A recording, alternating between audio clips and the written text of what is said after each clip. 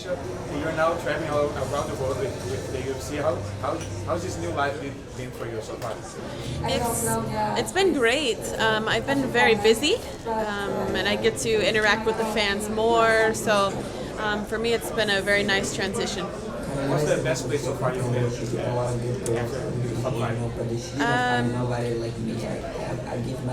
I really liked Singapore. Singapore was a nice place.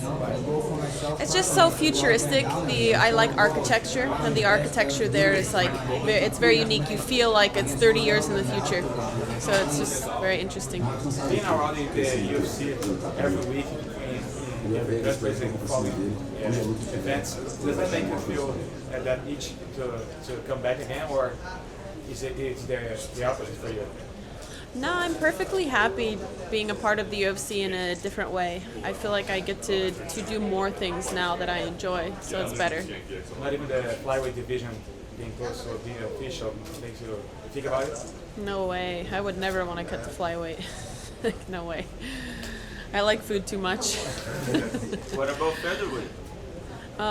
That would be like more likely because then I wouldn't have to cut any weight at all, and I think cutting weight sucks. So, but no, either way, no. Are you still training? Yeah, still training. Not sparring, just grappling. Just grappling? What do you miss the most about fighting? Winning. Winning is the best part when everything is done and you win. It's the best feeling. But everything ahead of that is so much work, a lot of pressure, a lot of demands, a lot of sacrifice. You know, you miss so many things with your family, holidays, Christmas, birthdays, everything. And it's all year round, you know. Missed many special things, funerals, everything, you know, because you have to sacrifice everything when you're competing. You spent years waking up and thinking about fighting all the time. Was it hard to switch and not think about it? No, because I think I was really ready for that.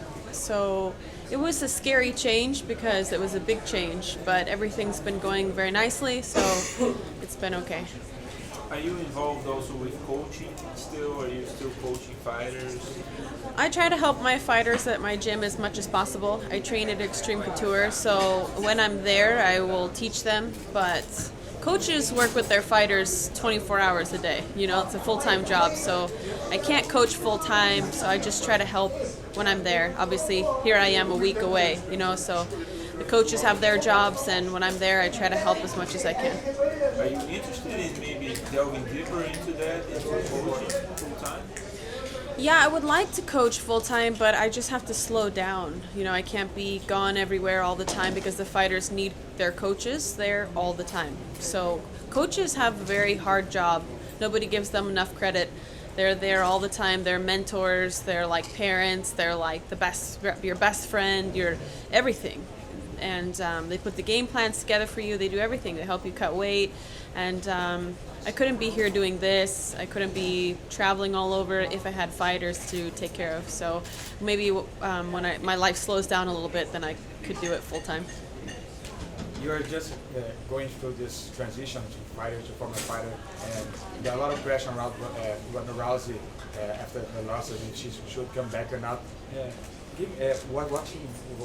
What she went through recently, do you think she should come back, or she's just settled outside of the cage that she doesn't need MMA anymore? I don't think she has anything left to prove, and I don't think she will come back.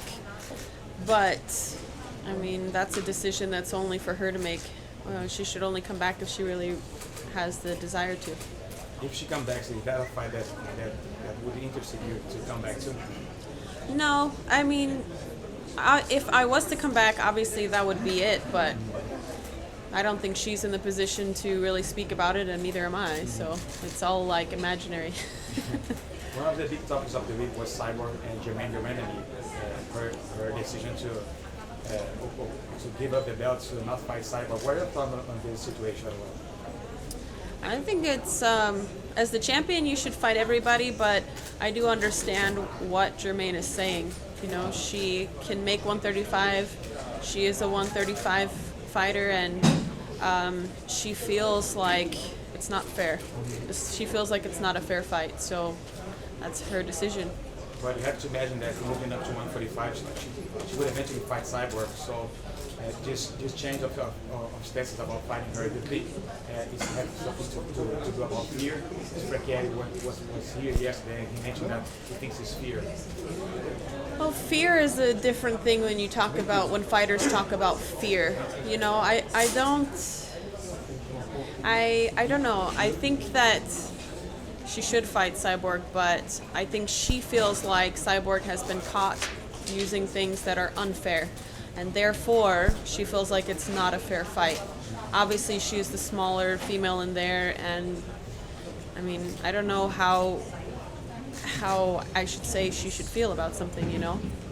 I mean, if it was me, then fine, I would do it, but I also understand maybe her stance, but I don't know why she would fight at 145 then, you know? But maybe at the time, it was just a great opportunity. It was a great opportunity to fight Holly Holm on a headline event, and she was only thinking of that fight, as a lot of times fighters do. They think one fight at a time, you know?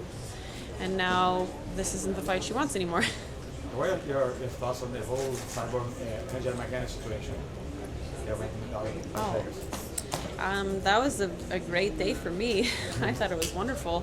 I wish she would have punched Angela harder. Yeah, Angela is a bully.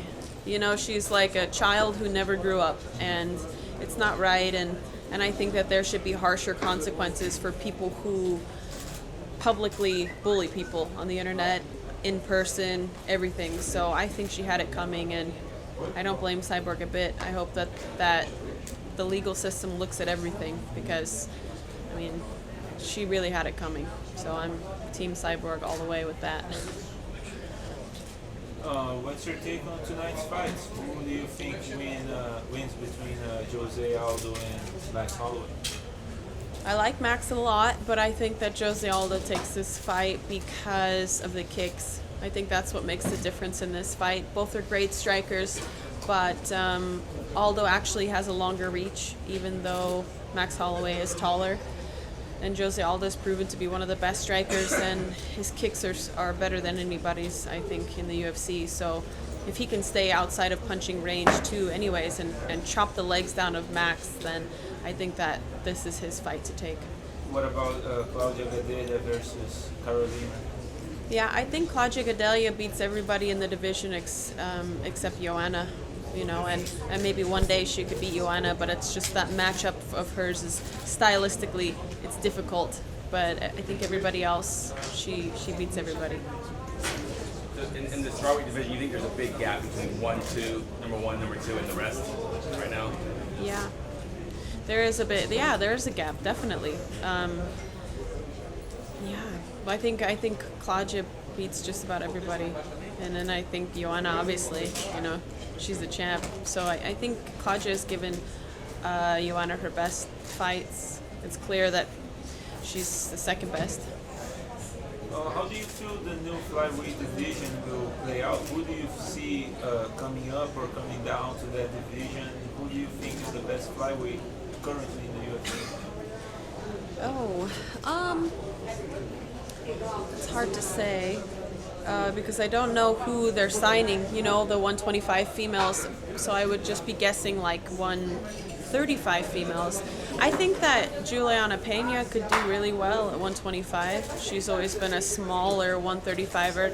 Also, Valentina Shevchenko, I believe she's a small 135er. She'll probably go down.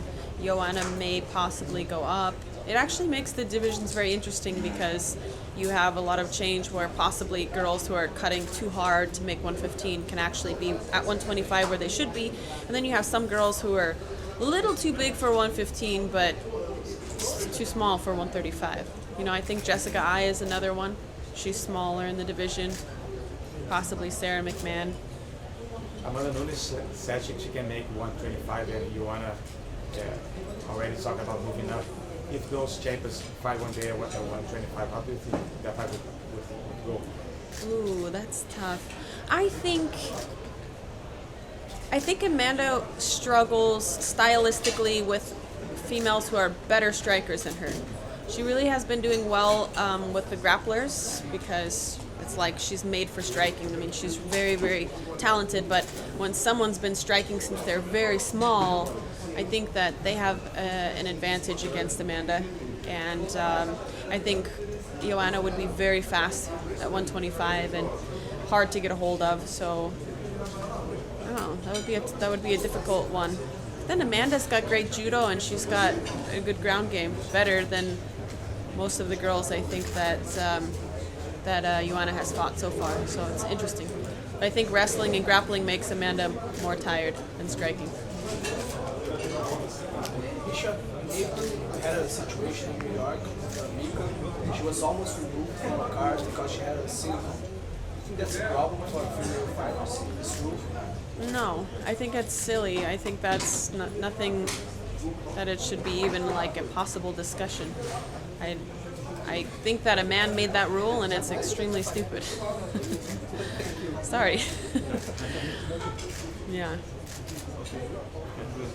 Okay, thank you.